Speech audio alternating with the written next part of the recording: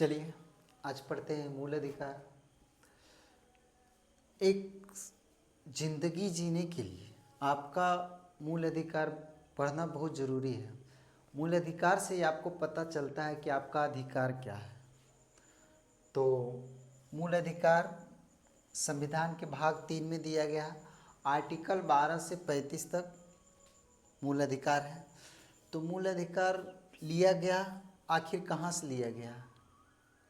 मूल अधिकार अमेरिका के संविधान से लिया गया है, यूएसए से लिया गया है और इसे नैसर्गिक अधिकार भी कहते हैं।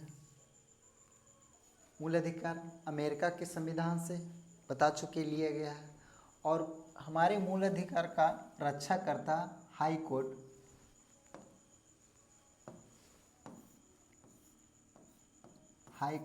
एंड सुप्रीम कोर्ट, यानी हमारे मूल अधिकार का रक्षक है सुप्रीम कोर्ट और हाई कोर्ट। अगर जो हमें कोई मूल अधिकार पर प्रतिबंध लगाता है तो हम डायरेक्ट जा सकते हैं सुप्रीम कोर्ट और हाई कोर्ट। क्यों? डिस्ट्रिक्ट कोर्ट नहीं है, ये डिस्ट्रिक्ट कोर्ट आपका नहीं मान पाएगा क्योंकि डिस्ट्रिक्ट कोर्ट को खुद रक्षा की ज़रूरत रहता है, तो वो क्या रक्षा करेगा। तो हमारे मूल अधिकार का रक्षक सुप्रीम कोर्ट और हाई कोर्ट है। और हमारे मूल अधिकार पर खतरा किससे है? तो सांसद से, यानी हमारा मूल अधिकार छीन सकता है वो सांसद छीन सकता है, या कुछ समय के लिए राष्ट्रपति भी छीन सकता है। तो हमारा मूल अधिकार का रक्षक है जो high court and supreme court, और कुछ देरी सस्पेंड हमको कर सकता है, राष्ट्रपति कर सकता है। कुछ दिन के लिए प्रतिबंध लगा सकता है, राष्ट्रपति भी लगा सकता है। और संसद है हमेशा के लिए छीन सकता है। तो आप लोग जान सकें कि हमारा रक्षा करता है हाई कोर्ट सुप्रीम कोर्ट, और उससे का खतरा हमारे मूल अधिकार से किससे? संसद और राष्ट्रपति से। पूरा खतरा है संसद से, राष्ट्रपति से तो कुछ ही दिन का खतरा है, क्यों साल 2 साल के लिए आप छीन सकते हैं। चलिए नेक्स्ट चलते हैं। मूल अधिकार को नैसर्गिक अधिकार भी कहा जाता है। नैसर्गिक का मतलब होता है कम से कम मानव अधिकार है। ये नहीं कि आप कितनों गलती कर दें तो आपका चाहे कितना भी गलती हो तो ये अधिकार हम लोग को दिया गया है कि नहीं आपको जिंदा जला दे, आपको घसीटा जाए, ऐसा नहीं है। ऐसा कोई भी देश में नहीं है। अगर जो मेरे देश का कोई राजदूत दूसरा देश में, या कोई आतंकवादी दूसरा देश में चला आया, वो आतंकवादी अपने देश में चले आए, तो क्या हमारा भी अधिकार नहीं है कि उसको घसीटा जाए, उसको जिंदा जलाया जाए? ऐसा नहीं, उसको डायरेक्ट फांसी देने का अधिकार है कि आप उसे फांसी दे सकते हैं। या मेरे देश का भी कहीं कोई आतंकवाद है, किसी देश में चला गया है या कुछ गलत काम किया है, तो उसे भी उसका हक है, उसको भी दे सकता है फांसी। दूसरे देश वाले को भी जो आतंकवादी मेरे यहाँ आ जाते हैं तो उसे भी हम फांसी दे सकते हैं, लेकिन उसे जिंदा जलाने या कोई ऐसा मारने का अधिकार तो हमें प्राप्त नहीं है। तो इसी को कहते हैं नैसर्गिक अधिकार। अब चलते हैं आर्टिकल 12।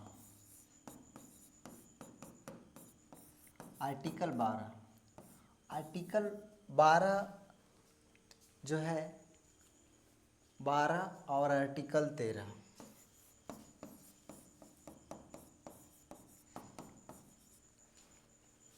आर्टिकल 12 कहता है कि हमारे मूल अधिकार को कोई छीन नहीं सकता। छीनने का नहीं है, जैसे कोई भी एक स्टेट है, कितना भी आप पे प्रतिबंध लगा ले, लेकिन आपका मूल अधिकार को छीन नहीं सकता। जैसे 12 कहता है कि स्टेट का मतलब पहले समझ जाएं। स्टेट वो है, ये स्टेट नहीं है जो कि पहले पढ़ते थे कि भारत में 28 राज्य हैं, 28 गो स्टेट है। ये नहीं है, तो बच्चों का है, ये पढ़ रहे थे। अब स्टेट का मतलब, रियली स्टेट का मतलब क्या होता है इसको जानिए। स्टेट का मतलब होता है खुद, जैसे कि आपका रेलवे एक स्टेट है, अपने आप में स्टेट है। रेलवे का अलग नियम कानून है। पुलिस विभाग का अपना नियम अलग कानून है। पुलिस भी अपने आप में स्टेट है। सबसे बड़ा स्टेट है संघ, यानी कि केंद्र, वो भी अपने आप में स्टेट है। राज्य भी अपने आप में स्टेट है। आप नगर पालिका अपने आप में स्टेट है। स्वास्थ्य विभाग अपने आप में स्टेट है। शिक्षा विभाग अपने आप में स्टेट है। तो जिसका खुद का नियम और खुद का कानून हो उसी को हम स्टेट कहते हैं। तो स्टेट भी आप पे प्रतिबंध लगाएगा उतना ही जिससे आपकी मूल अधिकार पर हनन ना हो। तो समझ गए, 12 यही कहता है कि आप किसी भी कहीं भी काम कर रहे हैं। ऐसा नहीं है कि आप रेलवे में हैं या इसमें रेलवे में आप हैं या रेलवे का कोई ऐसा वैकेंसी लगा निकाला तो डायरेक्ट सिर्फ लड़की को लेगा, ऐसा तो नहीं है। वो आरक्षण देकर 30% लड़की या 70% लड़का को लेता है। ये नहीं कि टोटल लड़की के ले रहा है टोटल लड़का को ले रहा है, इससे भी किसी का हानि नहीं हो रहा। अगर जो बोल दे नहीं अब हम लड़की को लड़का को ही रखेंगे लड़की को रखेंगे नहीं, तो इसमें भेदभाव हो गया। तो भेदभाव आगे पढ़ना है, किस आर्टिकल में पढ़ना है। तो आर्टिकल 12 आप लोग भली भांति समझ गए होंगे कि हमारे मूल अधिकार पर कोई प्रतिबंध नहीं लगा सकता है। अगर जो कोई प्रतिबंध लगाता है तो आर्टिकल 13 कहता है कि अगर जो आप पे कोई प्रतिबंध लगा है या कोई स्टेट जहाँ काम कर रहे हैं आपको बोला गया है, आपको बोला कि ऐसे नहीं होना चाहिए और वैसे हो रहा है, आपके मूल अधिकार पर प्रतिबंध लग रहा है, आपको मूल अधिकार कोई छीन रहा है, तो डायरेक्ट आर्टिकल 13 उसे रद्द कर सकता है। आर्टिकल 13 का नाम संविधान बनने से पहले, जिस समय हम लोग का संविधान बना, तो संविधान बनने से पहले 1800, 1700, 1600 ईस्वी जितना पीछे चल जाइए, या संविधान बनने के बाद आज 2025 चल रहा है, 26, 27, 28, 30 जब तक आगे चल जाए, यानी या तो पीछे हो या तो आगे हो, जो भी कानून है या जो भी कानून बना है जिससे किसी का मूल अधिकार की हनन हो रहा है, जिससे किसी का मूल अधिकार छीना जा रहा है, तो पीछे वाला कानून को भी हक है सुप्रीम कोर्ट और हाई कोर्ट को रद्द कर सकता है। और आगे जो भी कानून बनेगा आपको मूल अधिकार को ध्यान में रख कर जो कानून बनेगा, अगर जो ध्यान में नहीं रख कर जिससे मूल अधिकार पर किसी का प्रतिबंध लगता है तो भी कानून रद्द किया जा सकता है आर्टिकल 13 के तहत। तो आपके ऊपर 12 समझ गए कि आपके ऊपर कोई भी नहीं लगा सकता है प्रतिबंध, और आर्टिकल अगर जो प्रतिबंध लगा दिया तो उसे आर्टिकल 13 रद्द कर सकता है। कोई स्टेट है, बाय द वे इसमें स्टेट है, पुलिस विभाग हो गया या कोई रेलवे हो गया, कोई भी अगर नगर पालिका है, नगर पालिका का काम है कि आपके गांव उसको इतना पावर दे दिया गया कि किसी भी मकान को तोड़वा सकता है, बुलडोजर चलवा सकता है, तो आपके को ध्यान में रख कर करेगा कि आपके मूल अधिकार पर हनन नहीं होना चाहिए। तो सभी का एक पावर है। तो 12 और 13 भली भांति समझ गए होंगे।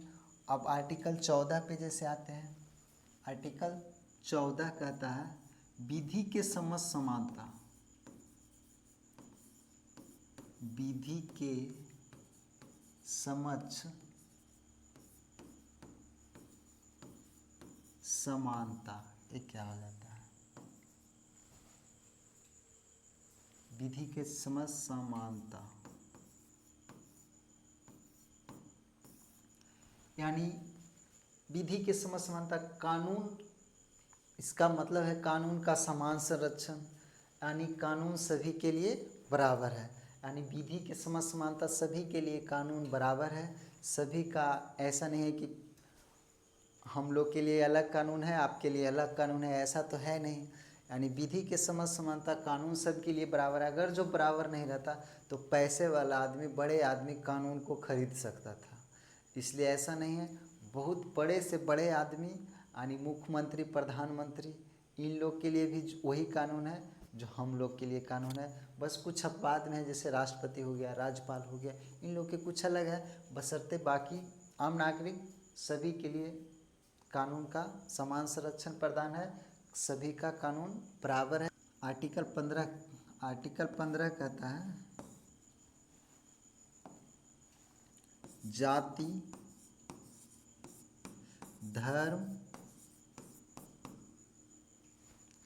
जाति, धर्म,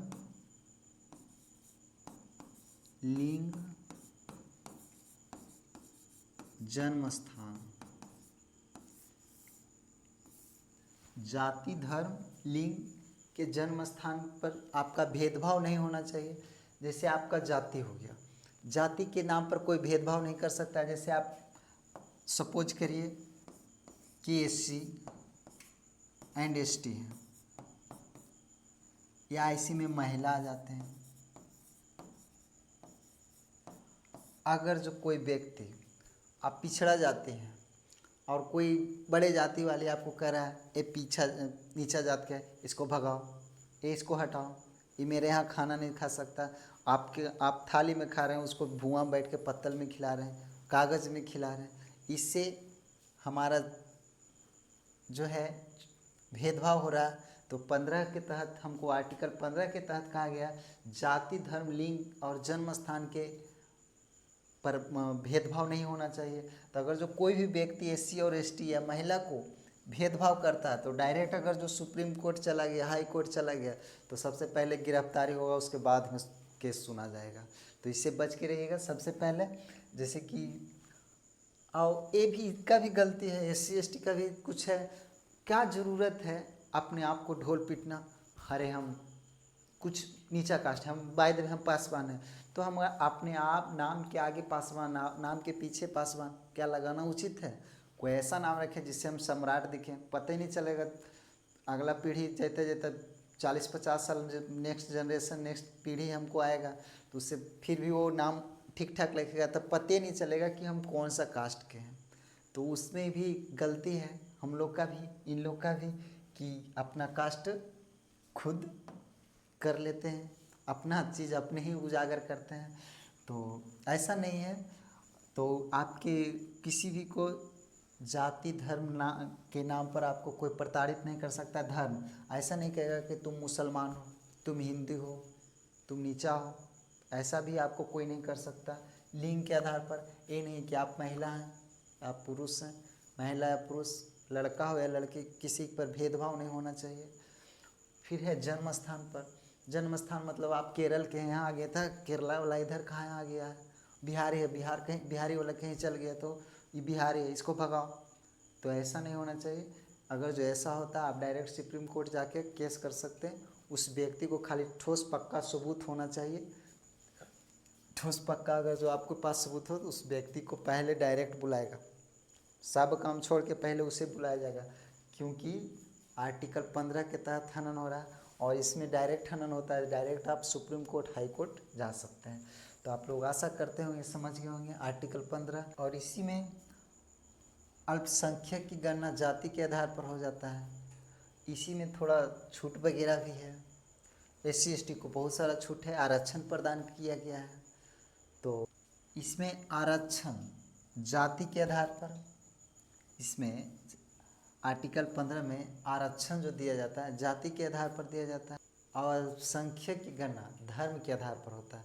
जैसे कि हम लोग का देश में कुछ ईसाई लोग कम हैं, कुछ बौद्ध धर्म कम है, तो इसलिए अल्पसंख्यक की गणना उसी में आता है। और नेक्स्ट चलते हैं 16, आर्टिकल 16 पढ़ते हैं। आर्टिकल 16, इसमें लोक नियोजन की समानता। क्या हो जाता है इसको, लोक नियोजन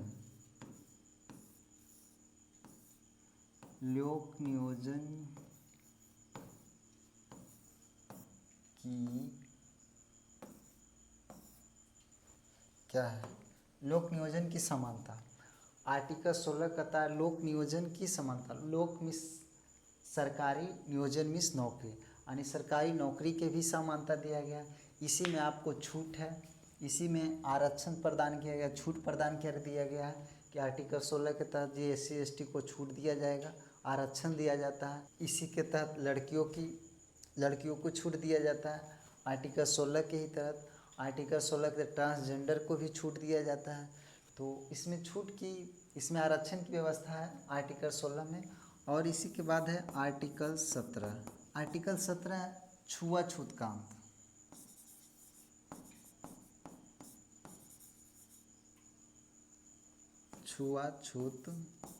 छुआछूत का अंत। आर्टिकल 17 में है छुआछूत का अंत। यानी ये नहीं है कि छुआछूत का मतलब पहले लोग क्या करते थे, कोई ब्राह्मण है और कोई नीचा जाति का, तो ब्राह्मण को अगर जो छू दिया तब हमको छुआ गए, छू छू छू दिया, तो अरे भाई वो छू दिया आपको तो आप छुआ गए, तो आप तो ब्राह्मण हैं, तो आप भी छू के तो उसको आप ब्राह्मण की तरह पूछ सकते, ब्राह्मण की तरह तो बना सकते हैं। तो ऐसा नहीं है उससे हम छुआएंगे, मेरे से वो नहीं छुआएगा, ये कहाँ का नियम है। तो इसलिए इसी का अंत कर दिया गया छुआछूत का अंत। आर्टिकल 17 के तहत आपको कोई छुआछूत का नहीं मान सकता कि वो दूसरा जाति का है, हम उसमें सट गए तो हम छुआ गए। इसका भी अंत किया गया आर्टिकल 17 के तहत। और आर्टिकल 18 पढ़ते हैं। आर्टिकल 18 उपाधियों का अंत।